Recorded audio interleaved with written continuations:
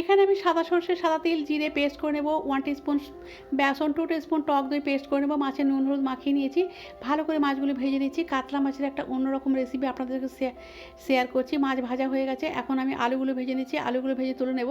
এই যে দেখুন তুলে নিয়েছি। এখন আমি বাকি তেলের মধ্যে এই কালো জিরে কাঁচা লঙ্কা ফোড়ন দিয়ে একটা বড় সাইজের টমেটো দিলাম, টমেটো নরম করে ভেজে নিচ্ছি। তারপর এর মধ্যে আমি এখন দেবো হলুদের গুঁড়ো, লাল লঙ্কার গুঁড়ো আর পরিমাণ মতো নুন দিয়ে দিলাম, দেবো পেস্ট দিয়ে দিলাম। তারপর দিয়ে ভালো করে কষিয়ে নিচ্ছে।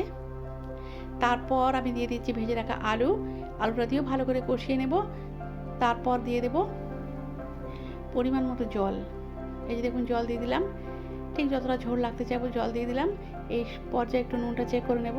তারপর ঢাকনা দিয়ে দিয়েছিলাম, ঢাকনা খুলে ফিরে এসে টক দইয়ের পেস্ট দিয়ে দিলাম, আরও একটু বাটি ধুয়ে জল দিলাম, দিয়ে নাড়াচাড়া করে নিলাম।